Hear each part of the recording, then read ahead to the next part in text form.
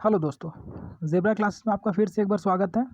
आज मैं आपको बताने वाला हूँ भारत के राष्ट्रीय प्रतीक। भारत के जितने भी राष्ट्रीय प्रतीक है उसके बारे में, और उसका जितना भी फिगर है, इमेज है, वो भी देंगे आपको। ज़ेब्रा क्लासेस में आपका स्वागत है और आइए शुरू करते हैं। सबसे पहले क्या है राष्ट्रीय ध्वज। राष्ट्रीय ध्वज आप लोग जानते ही है, नेशनल फ्लैग। भारत के राष्ट्रीय, इसका जो पॉइंट है, दो तीन इंपॉर्टेंट पॉइंट है जो एग्जामिनेशन में पूछे जाते हैं। भारत के राष्ट्रीय ध्वज को 22 जुलाई 1947 को संविधान सभा द्वारा अंगीकृत किया गया था, मतलब अपनाया गया था। इसकी लंबाई व चौड़ाई का अनुपात क्या है? 3:2 का रेशियो है। और फिर तीसरा नंबर जो पॉइंट है, इसका रंग क्या होता है? रंग केसरी, सफ़ेद और हरा होता है। इसमें कितना है? 24 तीलियाँ होती है, 24 तीलियाँ। और 12 मार्च 2018 को कर्नाटक के बेलग्राम में सबसे ऊंचा झंडा 361 फीट फहराया गया था। यही राष्ट्रीय ध्वज का हम लोग का थोड़ा सा पॉइंट ऑफ व्यू है। ये देख सकते हैं आप राष्ट्रीय ध्वज। फर्स्ट, सेकेंड वाइट, ग्रीन, बीच में चक्र है, that is a very important. Next देखते हैं राष्ट्रीय चिन्ह, नेशनल इम्ब्लेम। राष्ट्रीय चिन्ह अशोक स्तंभ से लिया गया है। किससे? अशोक स्तंभ से। जो अशोक का स्तंभ है उससे लिया गया है। भारत सरकार ने राष्ट्रीय चिन्ह के रूप में 26 जनवरी 1950 को अपनाया था। इम्ब्लेम कब अपनाया गया था? 26 जनवरी 1950 को। नेक्स्ट पॉइंट इसका देखते हैं दोस्तों। ये है राष्ट्रीय चिन्ह, ये हम लोग का है अशोक चक्र। बीच में यहाँ सांड है, यहाँ घोड़ा, 4 शेर है। कितना शेर? 4 शेर, एक पीठे की पीछे की ओर। अब यहाँ देख लेते हैं, चक्र के दाएं और एक सांड कृषि प्रधान अर्थव्यवस्था का प्रतीक, और चक्र के बाईं ओर, यहाँ इंपॉर्टेंट है ये सब दोस्तों, बाईं ओर घोड़ा। घोड़ा जो शक्ति और परिश्रम से गतिशील का प्रतीक है। यहाँ आप देख सकते हैं, यहाँ सांड है और यहाँ घोड़ा। नेक्स्ट देखते हैं दोस्तों राष्ट्रीय गान, नेशनल एंथम। नेशनल एंथम जो था रविंद्रनाथ टैगोर द्वारा बांग्ला भाषा में लिखा गया था। किस भाषा में? बांग्ला भाषा में लिखा गया था, जिसे हम लोग जन गण मन के हिंदी संस्कृत को संविधान सभा ने भारत के राष्ट्रगान के रूप में सर्वप्रथम 24 जनवरी 1950 को अपनाया। कब? इसका हिंदी संस्करण लेके।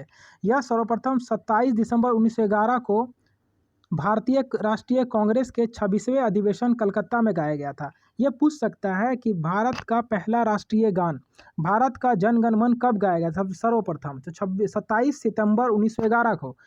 तो कब? 26वें अधिवेशन में राष्ट्रीय। और फिर यह 52 सेकंड का होता है। नेक्स्ट राष्ट्रीय गीत।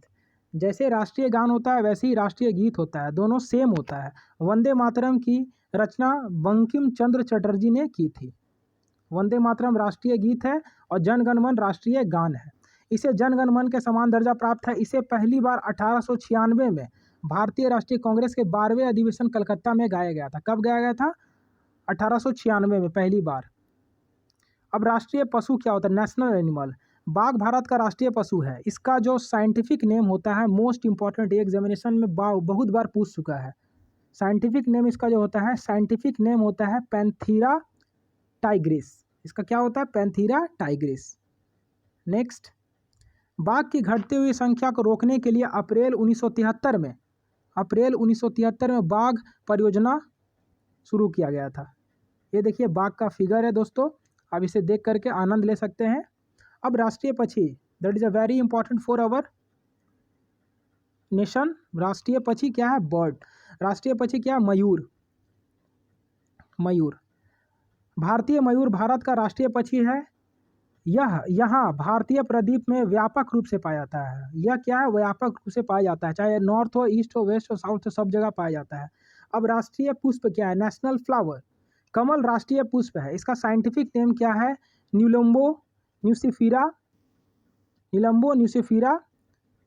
गर्टन।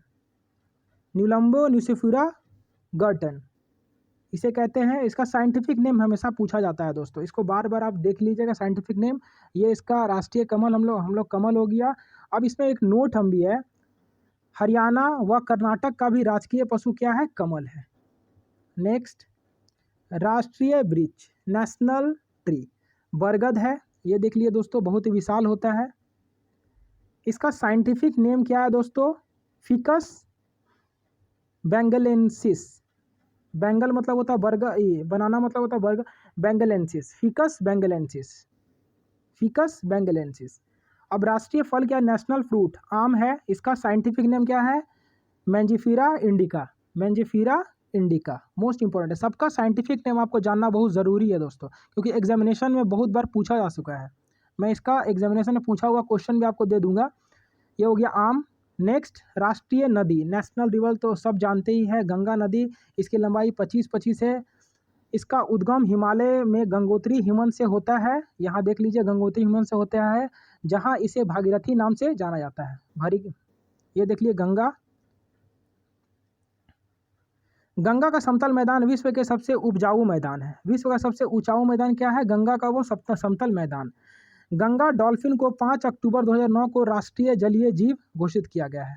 जलीय जीव राष्ट्रीय डॉल्फिन को किया गया है 5 अक्टूबर 2009 को। ये मोस्ट इंपॉर्टेंट है दोस्तों। अब है राष्ट्रीय विरासत पशु, नेशनल हेरिटेज एनिमल।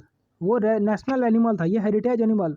भारत सरकार ने एशियाई हाथी को राष्ट्रीय विरासत पशु के रूप में अक्टूबर 2010 में घोषित किया था। 2010 में ही इसको घोषित किया गया है दोस्तों। भारतीय पशु के रूप में स्वीकृत 22 अक्टूबर 2010 को प्रदान किया गया है इसको। हाथी केरल, कर्नाटक और झारखंड का भी राजकीय पशु है। मोस्ट इंपॉर्टेंट है दोस्तों ये। केरल, कर्नाटक और झारखंड का भी राष्ट्रीय पशु क्या है? हाथी है।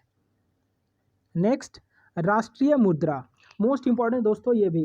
राष्ट्रीय मुद्रा का जो प्रतीक चिन्ह है वो आर, र और इंग्लिश का लेटर र, दोनों को मिला करके बनाया गया। भारतीय रुपए को 15 जुलाई 2010 को डॉलर, यूरो, पौंड की तरह नया प्रतीक मिल गया था। कब मिला था? 15 जुलाई 2010 को। ये आप देख सकते हैं नया प्रतीक इस तरह का है, मिल गया है। रुपया का प्रतीक देवनागरी लिपि में र और रोमन लिपि में आर को मिलाकर बनाया गया है। अभी बताया दोस्तों मैं। राष्ट्रीय खेल क्या है? हॉकी है। हॉकी क्या है? राष्ट्रीय खेल है हम लोग का। राष्ट्रीय खेल दिवस कब मनाया जाता है? 26 अगस्त को मनाया जाता है। ये किसके?